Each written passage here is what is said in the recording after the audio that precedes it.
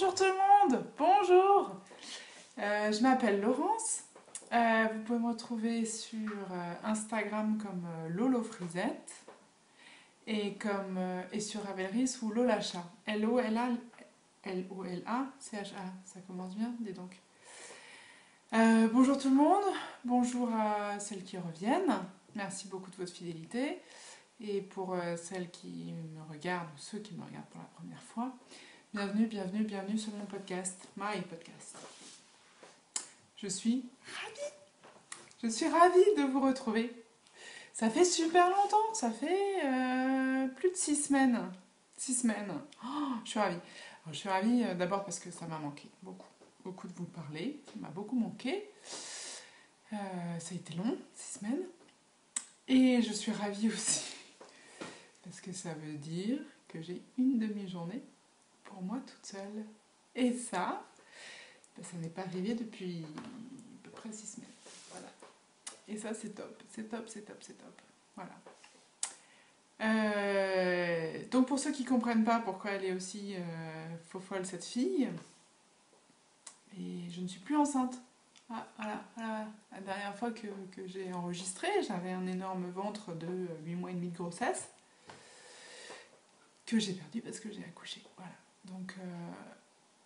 Donc c'est pour ça que je n'ai pas enregistré pendant 6 semaines. J'ai été assez occupée par un petit bébé qui s'appelle Adèle. C'est une petite fille donc, qui va très bien. Merci. Voilà. Donc, merci, un énorme, immense, gigantesque merci à tous et toutes pour vos messages, vos pensées, vos petits mots, vos commentaires qui m'ont fait énormément plaisir.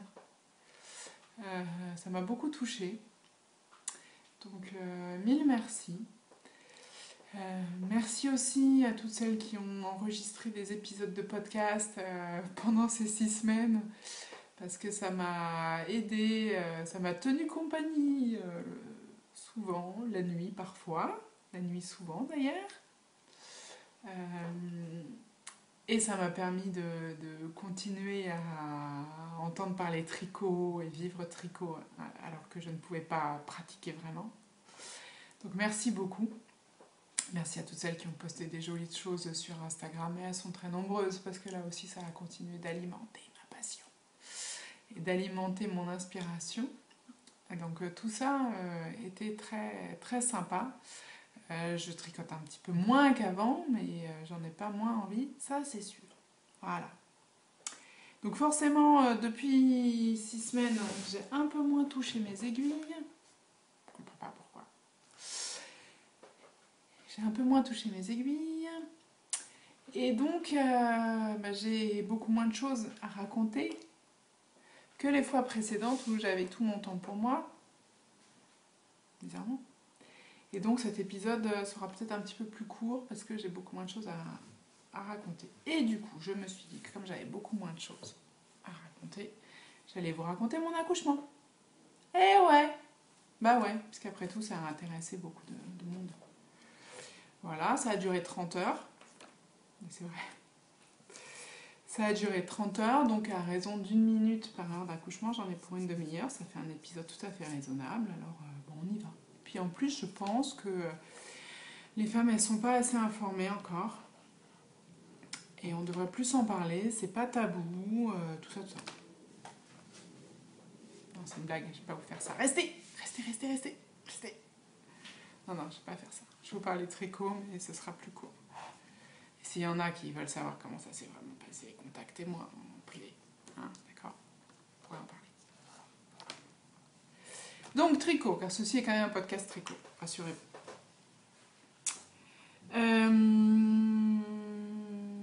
Voilà. Inspection des travaux finis. Alors, j'ai une chose à présenter, ce qui en 6 semaines n'est pas terrible, mais bon, on fait ce qu'on peut. Hein.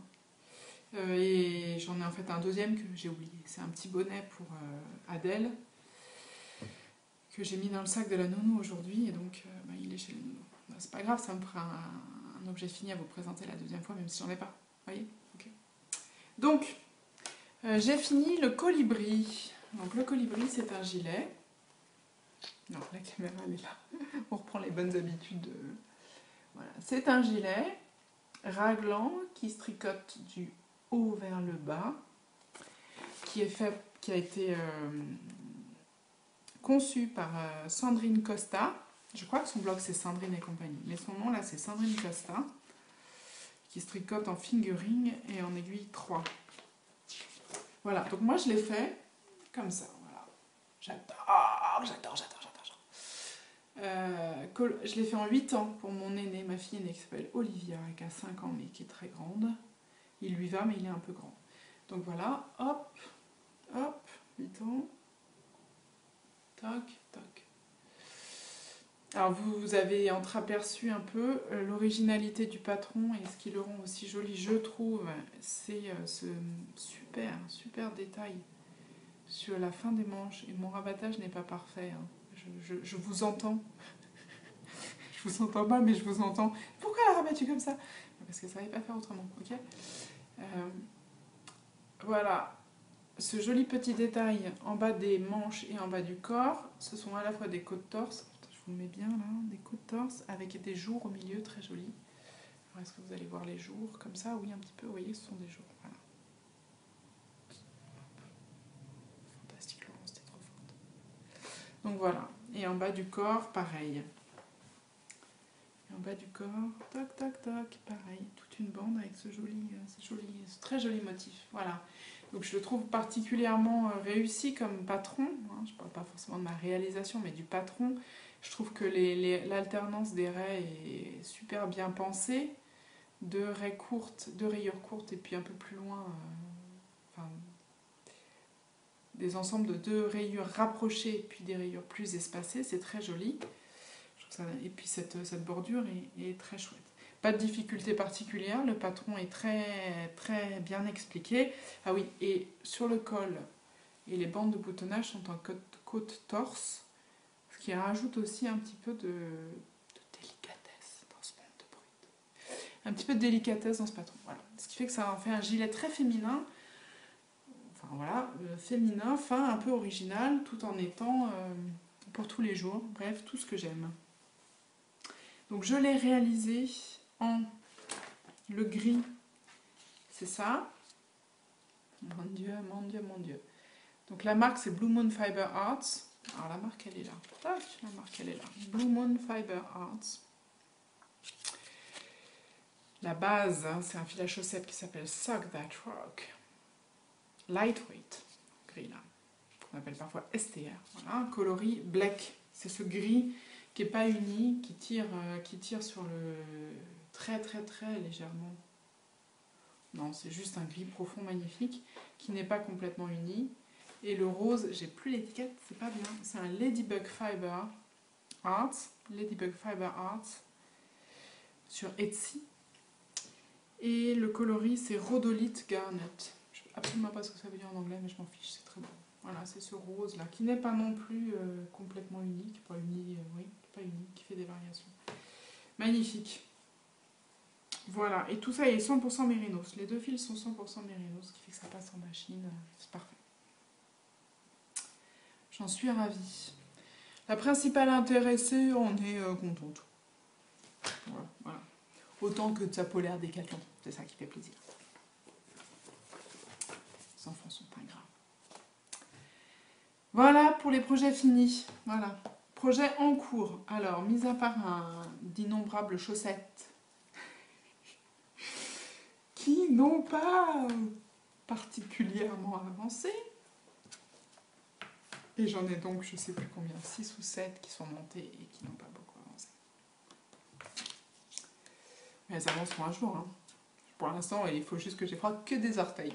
Parce que moi, je les commence par le bas, et que les orteils qui peuvent avoir froid. J'ai commencé un nouveau châle. Ah, vous voyez un peu comme ça, là. Ouais. Avec des copines. On s'est fait un petit cal entre nous, les copines du Café Tricot. Le Café Tricot, c'est le tricoté à Issy-les-Moulineaux.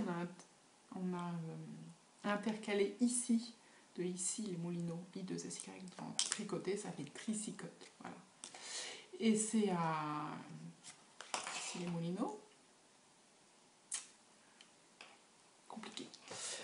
c'est à Issy-les-Moulineaux, les 1er, 3e et éventuellement 5e jeudi de chaque mois, à partir de 19 h, au comptoir d'ici, qui est un café. N'hésitez pas à venir, c'est très très sympa. Voilà, et donc on s'est lancé quelques-unes dans un knit-along, dans un cal, avec un châle qui s'appelle le Sirma. Et là, je vais vous mettre une photo sur Instagram de mon installation extraordinaire pour enregistrer. J'enregistre via ma tablette parce que la qualité d'image est un peu meilleure que ce que je faisais avant. Mais j'ai pas imprimé les patrons parce que j'ai un problème d'imprimante. Enfin, je vais pas vous raconter toute ma vie. Du coup, pour vous montrer les patrons, j'ai piqué la tablette de mon mari. Voilà. Donc vous lui direz pas si vous le rencontrez, s'il vous plaît. De toute façon, il s'en rendra compte, j'ai été obligée de nettoyer l'écran. Bref, et pour enregistrer et pour que je puisse vous regarder à hauteur, là, j'ai dû surélever ma tablette qui est donc sur une boîte à chaussures. Tout va bien. MacGyver est parmi nous. Viens par là, toi. Voilà, voilà le Sirma. Toc, toc, toc. Ah, chouette, chouette. Mais alors, mis à part le reflet, excusez. Sinon, c'est pas mal. Donc, c'est un châle texturé, tout ce que j'aime. Il est en 4 parties. La première avec des motifs très espacés, que vous voyez là-haut. Hop. La deuxième avec des motifs plus rapprochés, puis très rapprochés, puis encore un, et la bande. Voilà. Donc, c'est le Sirma par Lilophile, que vous avez peut-être vu en haut. SYRMA. Que je tricote dans un fil qui vient de Rosetti. Rosetti, Moonlight Soft Palette. Moonlight Soft Paillette. Pardon. Que je connaissais pas du tout. C'est 91% acrylique, 4% polyester, 5% soft paillette. Bref, du 100% pétrole. 100% pétrole que j'ai acheté à la Lénière de Oisem, à Lille, quand j'y suis allée l'année dernière avec mon mari. Je connaissais pas cette boutique, mais vraiment, c'est une caverne d'Alibaba. Il y a du soleil, vous avez encore plus de reflets. Une caverne d'Alibaba, de la laine, et ça m'a coûté rien du tout, cette laine. Et comme vous le voyez bien maintenant qu'il y a effectivement du soleil, ça brille. Et en plus, il y a des sequins, ce qui en rajoute une petite louche. Vraiment, ça brille. Hein. Voilà, donc j'en suis... il est très grand ce chat, j'ai fait juste quelques pourcents. Mais j'aime bien, et puis le fait qu'on le fasse ensemble, c'est sympa. Voilà, alors on a une copine, Marie, qui nous a fait un fichier Excel avec le nombre de mailles par rang. Comme ça, on sait le nombre de mailles qu'on doit avoir à la fin de chaque rang, ce qui est toujours bien quand on commence des rangs un peu compliqués pour être sûr d'avoir le bon nombre de mailles à la fin. Et j'en ai rajouté une petite couche en calculant le pourcentage de progression du châle. Parce que je suis pas sûre d'avoir suffisamment de laine pour aller au bout. Le métrage est un peu... Enfin, je le fais en plus grand parce que je voulais utiliser ce fil-là, en fait, et il est un peu plus épais qu'un fingering. C'est plutôt du sport, et du coup, j'ai augmenté la taille d'aiguille. Et du coup, je risque d'être un peu short, un peu courte en laine. Et du coup, je tiens à suivre un peu la progression pour ne pas me retrouver au milieu de la partie 3 sans ne plus avoir de fil. Voilà. Donc j'ai rajouté le taux d'atteinte. Voilà, et comme ça, ça me permettrait de voir un peu où j'en suis. Ouais, c'est pas mal. C'est pas mal, j'aime bien. J'aime bien. Ça brille, hein? Ça brille. Voilà, pour cet hiver, c'est bien. Bon, ça brille, ça a des paillettes, ma fille le veut. No way. Voilà. Il va être très court cet épisode parce que, voilà, mon seul en cours. Donc je vous montrerai le petit bonnet que j'ai fait à ma fille la prochaine fois. Sur-plan. Alors là, sur-plan... Alors ça, c'est pas très compliqué d'avoir des idées. Hein. Surtout quand on regarde Instagram 20 fois par jour, à raison de 30 secondes à chaque fois, parce qu'il ne faut pas rêver non plus, c'est à peu près le temps de tranquillité que j'ai. Non, j'exagère. Je réussis à regarder un épisode de Moira. Donc les épisodes de Moira, les aiguilles du Nord, si vous ne connaissez pas, il faut absolument que vous alliez voir ce podcast. Les aiguilles de Moira, ils durent 55 minutes. Ces épisodes, je réussis à les regarder en 6 ou 7 morceaux. Ouais, je sais. J'ai développé des techniques extraordinaires pendant ces 6 semaines qui consistent à, avant de mettre sur pause, à bien regarder où on en est en termes de temps. Ça permet de se remettre exactement là où on en était avant sans être obligé de regarder avant. De reprendre trop en arrière et de perdre du temps parce qu'on ne sait jamais pour combien de temps on en a. De même, technique hyper importante, quand on prépare les biberons pour la nuit, parce que moi je n'allaite pas, quand on prépare les biberons pour la nuit, il faut aussi préparer la tablette sur son support avec les écouteurs, avec YouTube branché, l'épisode qu'on veut regarder, à côté du coussin pour donner le biberon. Comme ça, on se met en position, on donne le biberon, on a un écouteur dans l'oreille et on n'a plus qu'à appuyer sur le bouton pour regarder le podcast. Bah ouais, parce que bon, voilà. Non, il y a des choses importantes dans la vie. Et quand on a des biberons, plutôt quand on a des bébés qui mettent 1h30, 2h à s'endormir à 3h du matin,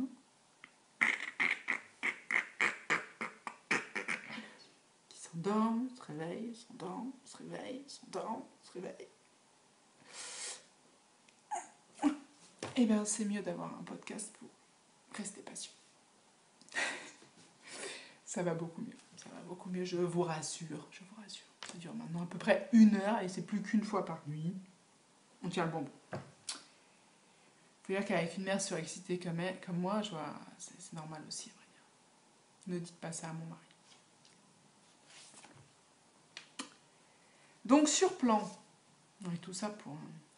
Sur plan, forcément, à force de regarder Instagram et des podcasts toute la journée, enfin toute la journée, non, mais...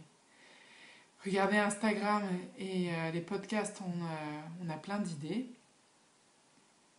qui s'arrêtent au stade d'idées parce qu'on n'a pas le temps de passer à l'action et de noter les mailles. Donc moi, ce que j'aimerais faire, donc je rêve en fait, j'aimerais faire, alors, en termes de pull, enfin de cardigan, parce qu'il commence à faire froid là. Qu'est-ce que tu me fais toi? En termes de cardigan, parce qu'il commence à faire frais. Voilà, tu m'agaces. Le portage, que j'aime beaucoup. Bon, moi, cette couleur-là, pas du tout. Mais cette veste ouverte, très confortable, cosy, avec des jolis détails. Vous voyez les détails sur les poches, là, qui sont dans des formes de rabat. Le col châle est très joli. Il y a une autre photo. Voilà. Est-ce qu'on voit bien, là?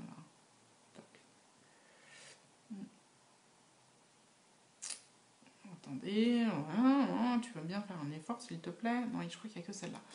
Le détail, tout le dos, et avec ce motif là, en nid d'abeille.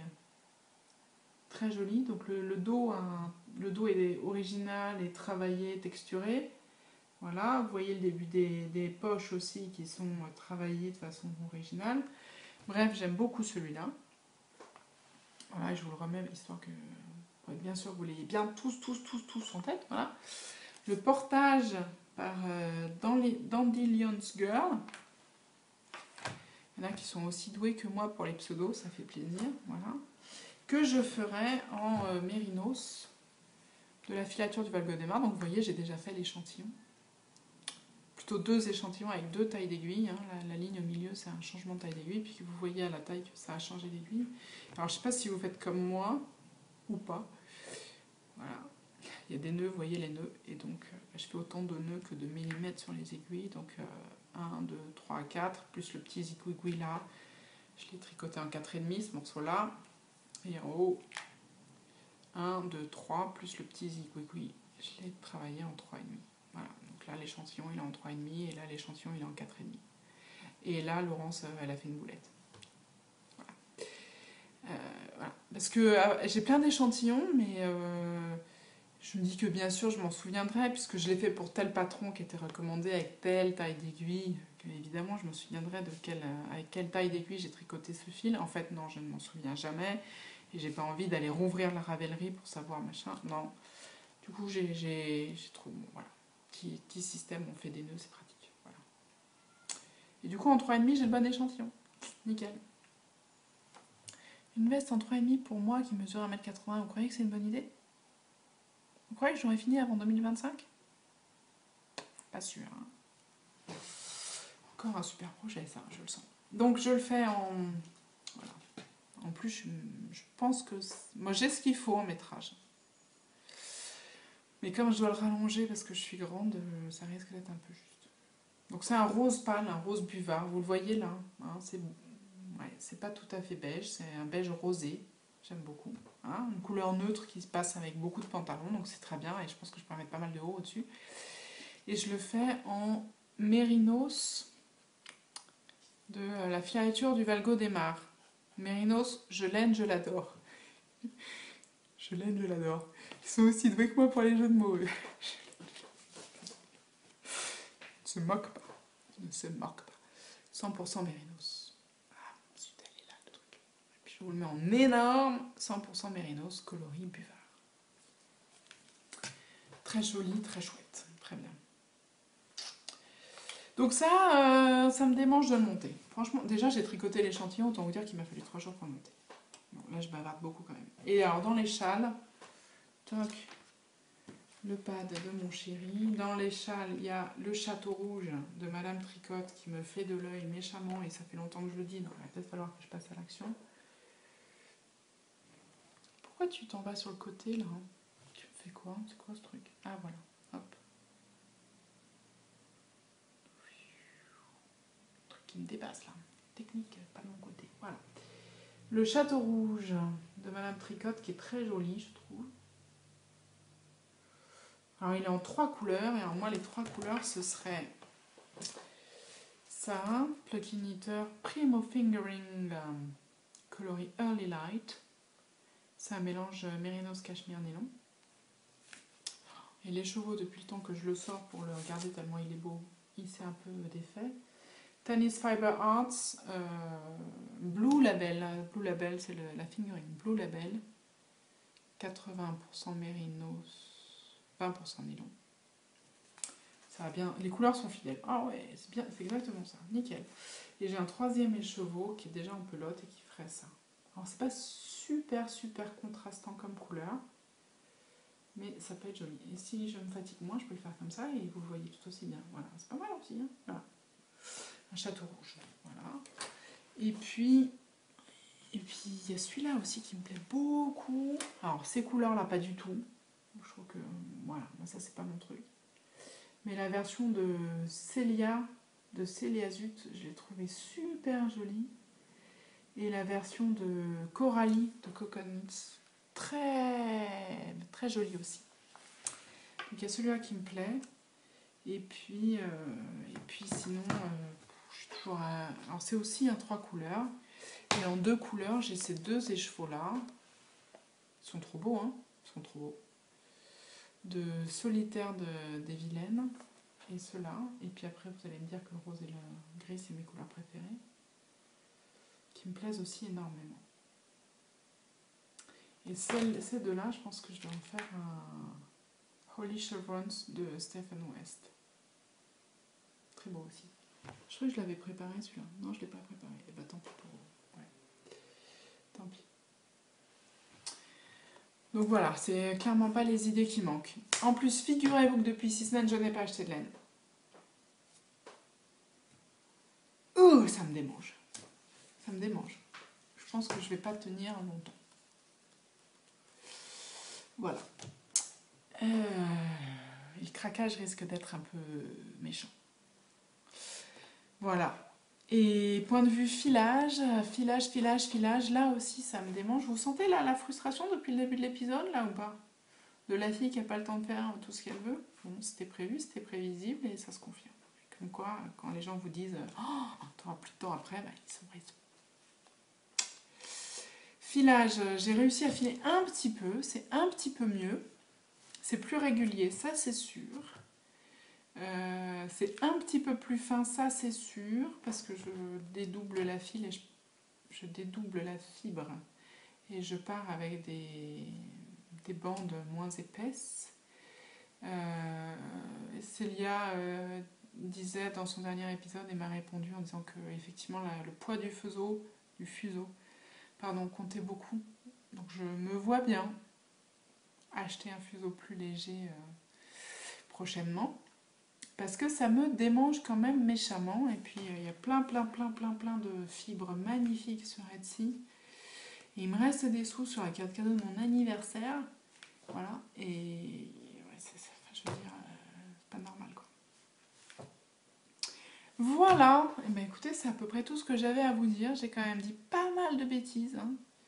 Excusez-moi.